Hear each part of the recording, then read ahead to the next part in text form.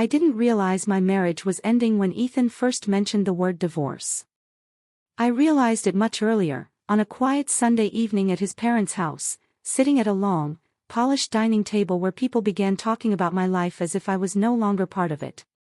The house looked impressive from the outside and perfectly controlled on the inside: white walls, expensive furniture, everything carefully arranged to look calm. The table was set perfectly, matching plates, identical glasses, not a single thing out of place, and on the surface it looked like a normal family dinner. But the moment we sat down, I felt it: something was already wrong. Ethan sat beside me, close enough that our knees touched, yet his body felt turned away, his silence different from anything I had known before, not distracted or tired, but deliberate. His mother smiled politely and said, "Marissa, you've been very independent lately," and when I asked her what she meant, she tilted her head and replied, "You know, making decisions on your own, your career choices, how you manage your time." Before I could answer, his father leaned back in his chair and added that marriage works best when there is order, that too much independence creates instability. I waited, not for permission, but for Ethan to speak, to interrupt, to remind them that I was his wife. He took a sip of water and stayed quiet. I finally said that I didn't realize independence was a problem, and his mother smiled again and said it wasn't a problem, just something to manage, a word that settled heavily in my chest. My parents sat across from us, visibly uncomfortable, unsure whether this was a family conversation or something else entirely, and their silence made the room feel even smaller. Then Ethan finally spoke and said his parents were just saying that structure and experience mattered, and when I asked him directly if he agreed with them, he hesitated briefly before nodding and saying he thought they had a point. That was the moment something cracked inside me. His father leaned forward and began talking about responsibility, family assets, reputation, how none of these things exist in a vacuum, and when I said that I was his wife and not outside of any of that, his mother responded smoothly that wives adapt, that adaptation is how families stay strong. The conversation moved forward without me, shifting toward money, property, long-term planning, and his father openly stated that everything Ethan had was connected to the family and needed to be protected. Ethan nodded and said that without them, none of it would be possible, and when I asked if that meant the last 13 years of our life together didn't exist either, no one answered. Dinner continued as if nothing had happened, plates passed, glasses refilled, polite conversation resumed, and I smiled out of habit because that's what you do when a room quietly decides your place for you. On the drive home, I finally asked Ethan why he hadn't stopped them, and without looking at me he said I was taking things too personally and that this was simply how his family talked, that I needed to understand that. That sentence frightened me more than any argument ever could.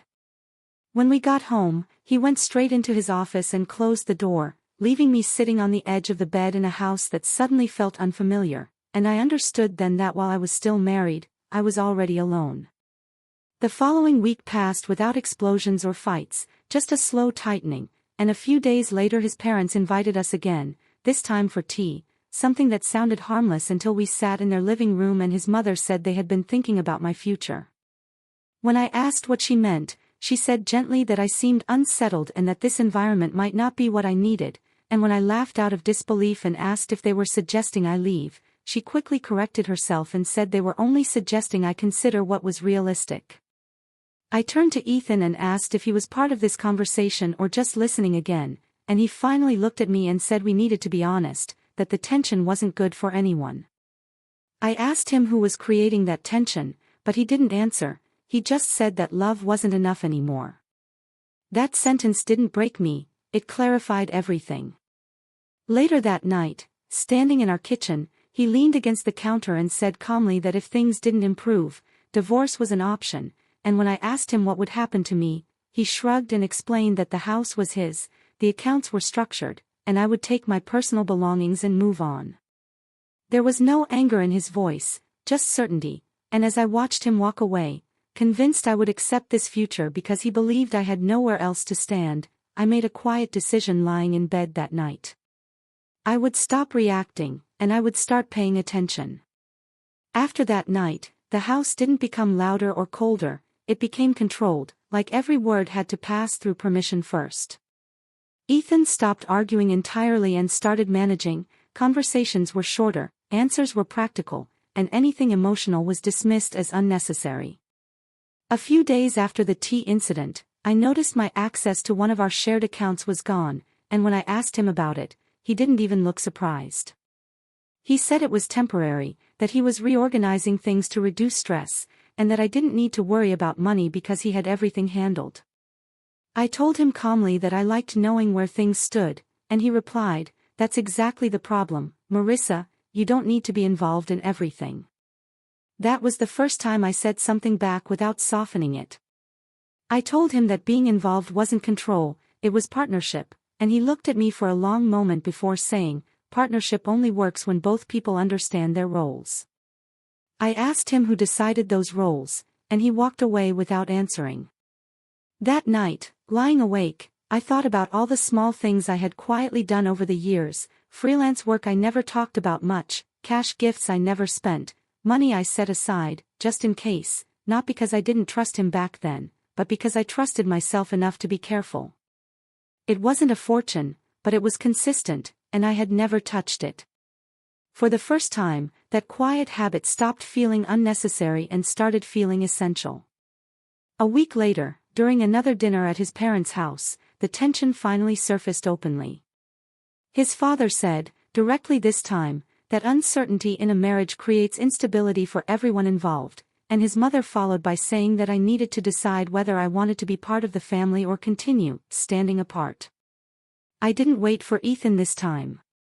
I told them I had never stood apart, that I had supported their son through every risk he took, every transition he doubted himself through, and that independence didn't mean disloyalty. His mother replied that loyalty looks different at higher levels of responsibility, and Ethan added that constant resistance made things harder than they needed to be. I asked him if defending me counted as resistance now, and his father interrupted, saying that emotional reactions don't help practical outcomes. I told them calmly that talking about my future without me was not practical, it was disrespectful, and for the first time, the room went quiet in a way that wasn't polite. On the drive home, Ethan was angry, not loud, but sharp, telling me I embarrassed him, that I was making things worse, and that I needed to understand the position I was in. I asked him what position that was, and he said, "You don't have leverage here." That word stayed with me. A few nights later, he said it more clearly than before, that if we divorced, I would leave the house quickly, that everything important was already protected, and that fighting him would only make things harder for me. I told him I wasn't fighting, I was listening, and that seemed to unsettle him more than anger would have. From that point on, I stopped explaining myself and started observing how often he reminded me of what he owned, how confidently he spoke about outcomes he assumed were guaranteed, and how certain he was that I had nothing outside of him. I continued my routines, worked quietly, added to the savings I had kept untouched for years, and for the first time, I knew exactly what it was for. I didn't feel brave or empowered, I felt alert, and alertness changed how I moved through every conversation. Ethan believed silence meant acceptance, and that assumption became his biggest mistake, because while he was certain of the future he described, I was quietly preparing for one he had never considered. Once Ethan started speaking as if my future had already been decided, I realized silence was no longer protection, it was permission, and I stopped giving it to him. I didn't confront him dramatically or announce anything, but I began asking questions in places where answers mattered. It started small, a casual consultation framed as curiosity, a conversation with someone who spoke about marriage the way engineers speak about structures, calmly, factually, without emotion. I listened as terms like long-term marriage, marital contribution, shared life, and equitable division were explained to me in a way Ethan never had, and for the first time, the confidence in his voice stopped sounding like truth and started sounding like assumption.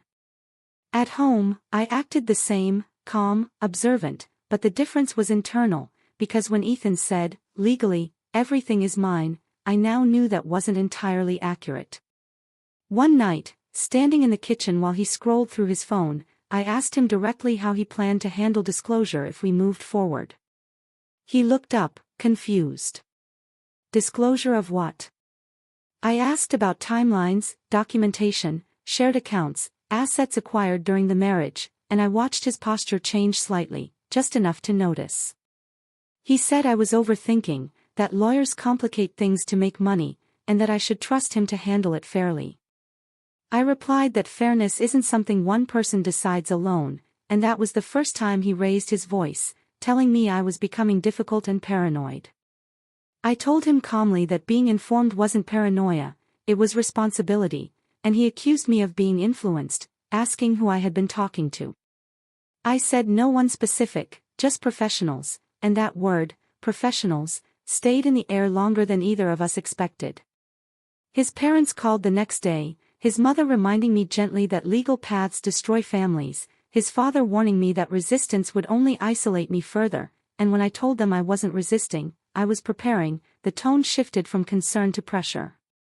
A few nights later, Ethan confronted me directly, saying he knew I was planning something, that I had changed, and that I should remember who had resources and who didn't. I surprised both of us by answering without hesitation, telling him that resources aren't just money, they're time, records, consistency, and truth, and that I had all of those.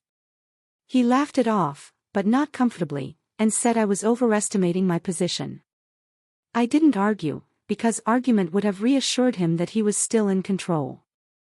Instead, I focused on what I could control, gathering documents I already had access to, organizing records of shared decisions, years of cohabitation, joint expenses, and indirect contributions that never made it onto spreadsheets but shaped our entire life.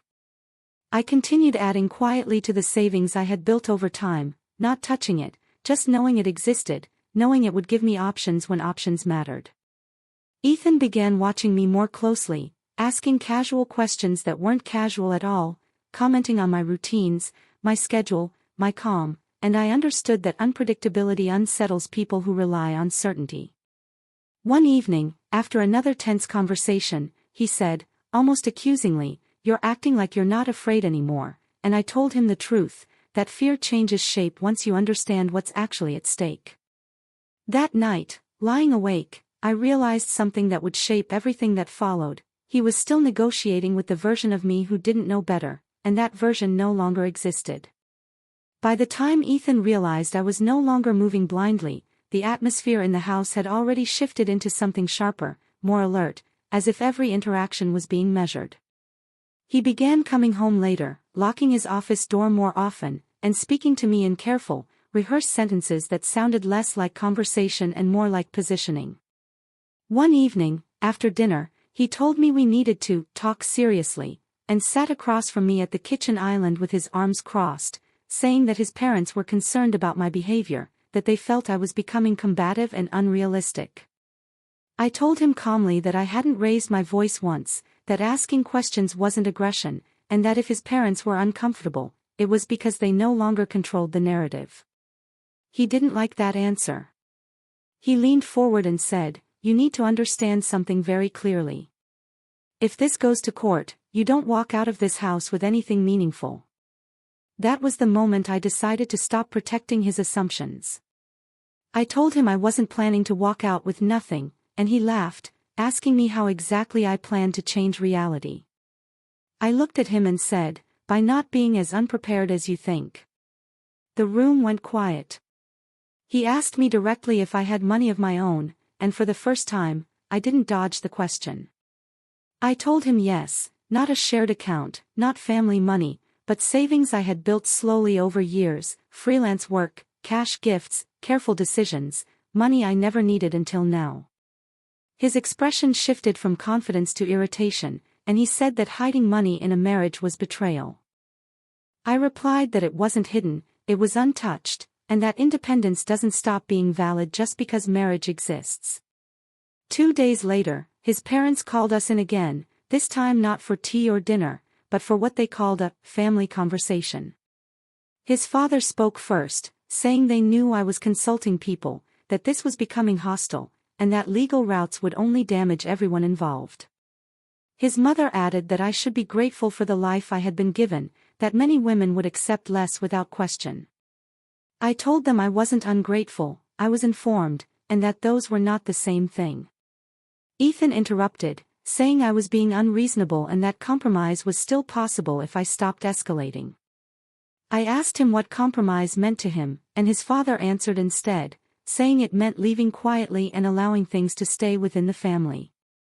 That was when I stood up and said clearly that my marriage was not an internship that ended without benefits, that 13 years didn't disappear because they were inconvenient, and that speaking about my future without me was no longer acceptable. The room erupted, his mother accusing me of turning cold, his father warning me that I was miscalculating my position, and Ethan telling me to sit down because I was making things worse. I didn't sit down. I told them I was done with conversations designed to corner me, and I walked out of the house alone. That night, I used my savings for the first time, not dramatically, but decisively, securing a consultation, preparing for temporary housing, and creating options Ethan believed I didn't have. When he found out, he accused me of planning an exit behind his back, and I told him calmly that planning isn't betrayal, it's survival. A week later, during another tense exchange, he said the word divorce again, this time without hesitation, and I answered just as steadily, telling him that if that was the path he wanted, I was prepared to walk it. The shock on his face told me everything I needed to know. He had expected fear. What he saw instead was readiness. The moment divorce stopped being a threat and became a plan, everything between us hardened into something transactional, and Ethan made the mistake of believing urgency would restore the control he was losing. A few days after our last confrontation, he came home earlier than usual, dropped his keys on the counter with deliberate force, and said he had spoken to an attorney, not angrily, but with the calm tone he used when he wanted to appear reasonable. He told me filing would be the cleanest option, that dragging things out would only exhaust both of us, and that cooperation on my part would make the process smoother. I asked him what cooperation meant, and he explained it clearly, that I would leave the house quickly, avoid claims on assets, and accept a settlement he described as generous given my position. I told him I needed to see everything in writing, and his expression tightened. He said lawyers complicate simple situations, that legal battles destroy people emotionally and financially, and that I should think carefully before challenging someone with his resources. I replied calmly that resources don't remove obligations, and that statement irritated him enough to drop the careful tone. He told me directly that if I pushed this further, he would make sure I walked away with as little as possible, and that courts don't favor people who make things difficult. I looked at him and said, "Are you threatening me?" He paused, then said he was stating facts, and that pause mattered. Later that night, he sent me a message while we were in the same house, outlining what he thought a fair exit looked like, listing what I would not be entitled to, and reminding me again how hard this could become if I resisted. I didn't respond, but I saved it. The next day, his parents called, his mother saying they were heartbroken that I was choosing conflict, his father warning me that legal systems don't reward emotion, and when I told them calmly that intimidation isn't compromise, the conversation ended abruptly. Ethan noticed my silence and misread it again as fear, pressing harder, reminding me of deadlines, asking where I planned to go, telling me it would be easier if I accepted reality sooner rather than later. I told him I had already accepted reality, just not his version of it. That night, as he spoke confidently about outcomes, I realized something important. He wasn't angry because he wanted the marriage, he was angry because the certainty he depended on was dissolving. When official paperwork arrived shortly after, formal notices with timelines and requirements that applied to both of us, I saw his composure slip for the first time, not publicly, but in small ways, impatience, irritation, questions he hadn't needed to ask before. He accused me of preparing behind his back, of turning this into a war, and I told him calmly that preparation isn't aggression, it's responsibility. The house felt tense, watched, smaller than before, but I felt steadier than I had in months, because what was happening was no longer emotional negotiation, it was a process, and processes do not respond to intimidation. Ethan had believed compliance would come from pressure, and when it didn't, he revealed his first real mistake, assuming that control automatically meant consent, and that assumption was about to cost him far more than he expected. I didn't announce that I was leaving, because announcements invite interference, and by the time Ethan realized what was happening, the decision had already been carried out in small, deliberate steps. I packed only what I needed while he was at work, not because I was afraid, but because I refused to negotiate a choice I had already made. The house felt strangely neutral as I moved through it, like a place that had already released its claim on me, and I noticed how little of my life was actually tied to the walls he had once used to make me feel small. When I closed the door behind me, there was no dramatic moment, no tears, just the quiet relief of distance forming. He called me less than an hour later, his voice tight, asking where I was, saying we needed to discuss boundaries, reminding me that leaving without agreement could be used against me. I told him I had informed my attorney and that my address would be shared through the proper channels, and the silence on the line told me he hadn't expected that answer. He shifted quickly, telling me I was being impulsive, that running would weaken my position, and that people who disappear don't look credible in court. I reminded him that I hadn't disappeared, I had relocated, and that distinction mattered. By the evening, the tone of his messages changed again, less commanding, more probing, asking if I needed money, if I was safe, if we could meet to talk things through. I declined, not coldly, just firmly, and told him communication should go through lawyers for now. That was the moment he began calling my leaving a betrayal rather than a decision, telling mutual friends I had abandoned the marriage, that I was unstable, that he didn't recognize me anymore. I didn't correct the narrative publicly, because stability doesn't require witnesses. What I did notice was how quickly his confidence evaporated when he could no longer monitor me, how often he asked questions he didn't actually want answered, and how carefully he began choosing his words once he realized every message could exist outside his control. The space I moved into was small, temporary, and entirely mine, and the first night there I slept without waking up tense, without replaying conversations, without planning responses. Days later, when the legal process officially acknowledged separate residences, Ethan accused me of trying to force an advantage, of making myself look like the victim, and I told him quietly that I wasn't trying to look like anything, I was trying to live. The truth he couldn't accept was that leaving didn't weaken me, it removed the leverage he depended on, and once that leverage was gone, all he had left was noise. Walking out hadn't been dramatic, but it had been final, and that finality unsettled him more than any argument ever had. The first time we stood in the same room after I left, there was no shouting, no dramatic confrontation, just the sterile quiet of a courthouse hallway where power doesn't belong to whoever speaks loudest. Ethan arrived confident, dressed precisely the way he always had when he wanted to be taken seriously, nodding at people he assumed were watching, while I sat calmly with my attorney, reviewing documents I already knew by heart. When his eyes finally found me, there was a flicker of something unfamiliar in them, not anger, but uncertainty, as if he was trying to measure how much of me he had already lost. He leaned over and said we didn't need to be here, that this could still be handled privately, and I told him politely that this was private, just not controlled by him. Inside the room, when proceedings began, I watched him adjust his posture, waiting for his turn to frame the story the way he always had, but the structure didn't bend for him. When his attorney spoke, the language was confident but cautious, and when mine responded, it was precise, documented, unemotional in a way that stripped drama from the narrative he'd been relying on. Ethan tried to interject once, leaning forward slightly, but was immediately reminded to speak through counsel, and the look on his face at being silenced, even briefly, was something I hadn't seen before. As timelines were established and expectations clarified, it became clear that cooperation was no longer a favor I owed him, it was a requirement we both answered to, and that realization visibly unsettled him. During a short break, he asked me quietly if this was really necessary, if I was enjoying this, and I told him honestly that enjoyment had nothing to do with it, clarity did. He said he didn't understand when things had turned into this, and I told him they hadn't turned, they had been this for a long time, only now there were witnesses. When the session ended, there was no victory, no defeat, just a subtle shift in gravity, and as we walked out separately, I realized something important. For the first time, my voice didn't need to be raised to be heard, and his didn't carry the weight it once had. The system wasn't on my side or his, it was neutral, and neutrality was something he had never learned to navigate.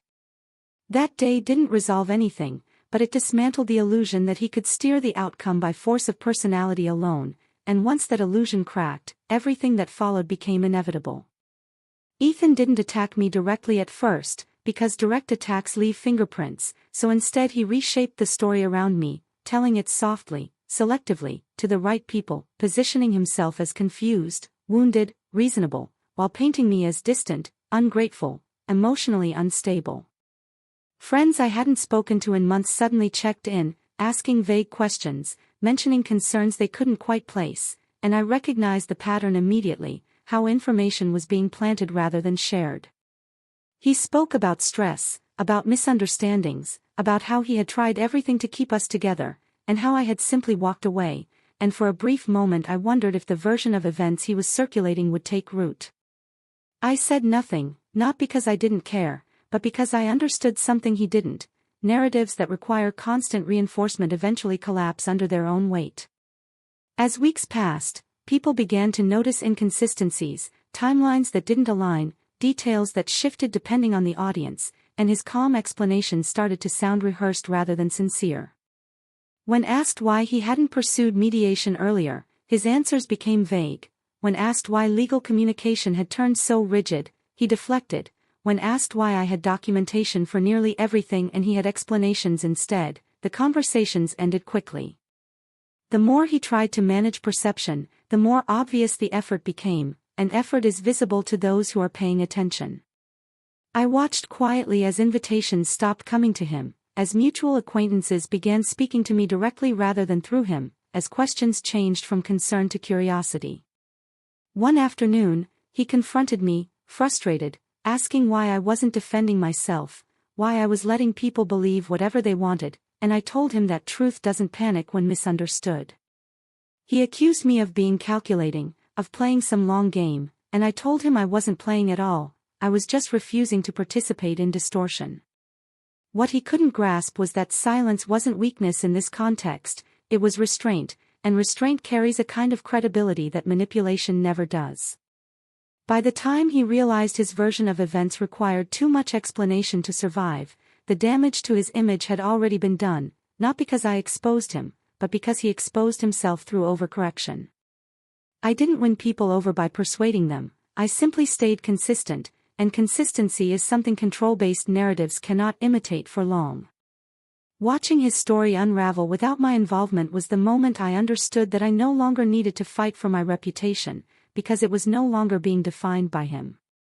It happened quietly, without drama or announcement, the way real turning points usually do, when my attorney slid a thin folder across the table during a routine review and asked me if I remembered the email chain from 3 years earlier. I did, not because it had felt important at the time, but because it was one of those moments when something didn't sit right, when Ethan had insisted on handling a financial decision alone, assuring me it was simpler that way, safer, temporary. The documents showed otherwise, a sequence of transfers, acknowledgements, and written confirmations that contradicted the version of responsibility he had been presenting so confidently. What made it significant wasn't just the numbers, but the language he had used, careful, directive, unmistakably aware of what he was doing and why it needed to be framed a certain way. When the document was formally introduced later, there was a subtle shift in the room, not shock, but recalibration, as questions began forming that hadn't existed before. Ethan's attorney asked for clarification, then for time, then for a brief recess, and I watched Ethan's jaw tighten as he realized exactly which memory had resurfaced. He avoided looking at me, focusing instead on the table, on his hands, on anything that wasn't the consequence of his own confidence. When proceedings resumed, the tone had changed, cautious now, measured in a way that suggested damage control rather than strategy. Ethan later accused me of ambush, of withholding information to gain advantage, and I told him calmly that forgetting something doesn't make it disappear, it just delays its impact. He said the document was being misinterpreted, that context mattered, and I agreed, context always matters, which is why written records exist. What unsettled him most wasn't the legal implication alone, but the realization that while he had been focused on managing appearances, I had been preserving facts. The power in the room no longer leaned instinctively toward him, it hovered, neutral but alert, and neutrality no longer favored the one with the louder narrative. That document didn't end the process, but it closed a door he had been certain would stay open, and as we left that day, I understood something clearly. The outcome was no longer about who seemed more convincing, it was about what could be proven, and proof is immune to intimidation. When it became clear that logic, intimidation, and narrative control were no longer working, Ethan shifted to something more familiar, more personal, reaching for the version of me he believed still existed, the one that doubted herself enough to hesitate. He started calling late at night, leaving messages that sounded reflective rather than accusatory, talking about memories, about how we used to understand each other without words, about how all of this felt unnecessary now that emotions had cooled. He told me he had been overwhelmed, that pressure had changed him, that none of this was what he wanted, and for the first time, his voice carried something close to vulnerability.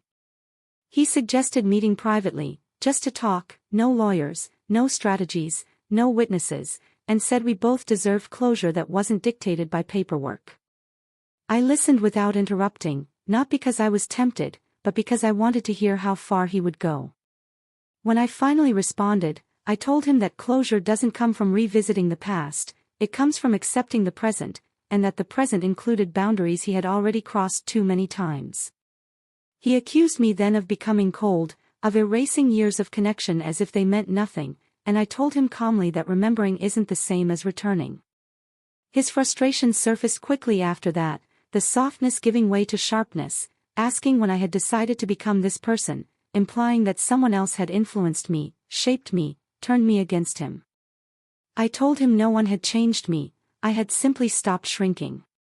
That was the moment the conversation ended, not because I hung up, but because he had nothing left to offer that wasn't rooted in control disguised as remorse. Later, through official channels, he proposed a settlement noticeably different from his original demands, more balanced, more restrained, and while he framed it as generosity, we both knew it was resignation.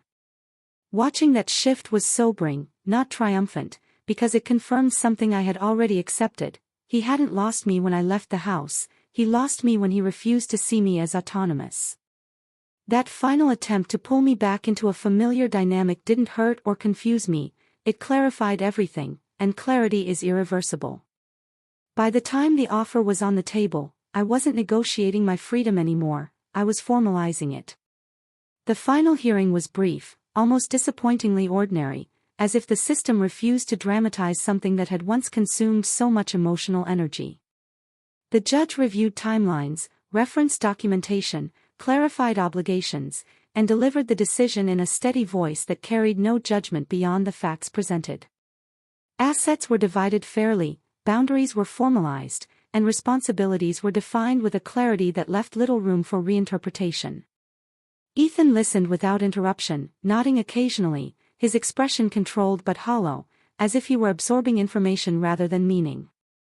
When the ruling concluded, there was no reaction from him, no visible frustration, no relief, just a quiet stillness that suggested the fight had already ended somewhere earlier, long before this room.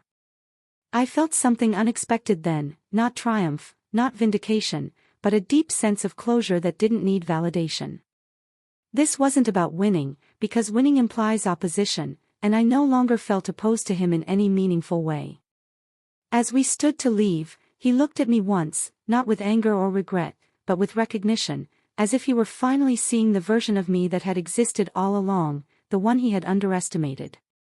He didn't speak, and neither did I, because there was nothing left to clarify. Outside, the air felt lighter, not because the past had disappeared, but because it no longer dictated my posture, my tone, or my decisions. I realized then that the most significant outcome of the entire process wasn't written in the ruling, it was internal, the quiet certainty that I would never again need permission to choose myself. The marriage had ended on paper that day, but the control it once held over me had dissolved much earlier, and walking away from the courthouse, I understood that freedom doesn't arrive loudly, it arrives complete. Months later, my life looked ordinary from the outside, a smaller home, quieter mornings, routines built without negotiation, but inside it felt radically different, because nothing in it required justification anymore. And if you've stayed with this story until now, maybe you recognize that feeling, or maybe you're still searching for it. I woke up without rehearsing conversations, without shrinking my thoughts, without measuring my voice for peace, and I realized that sometimes the hardest choices don't end loudly, they end honestly. Some days I remember the marriage not with anger, but with clarity, the way you remember a version of yourself that taught you something important. If this story resonated with you, if it reminded you of a moment you stayed too long, or a strength you didn't know you had yet, I'd love to hear your thoughts in the comments. Where are you watching from? What part stayed with you the most? Your words matter more than you think. And if you enjoy deep, emotional stories like this, stories about boundaries, growth, and quiet strength, don't forget to like the video and subscribe to the channel so you don't miss the next one. Thank you for spending your time here, for listening, for feeling, and for watching until the end. I'll see you in the next story.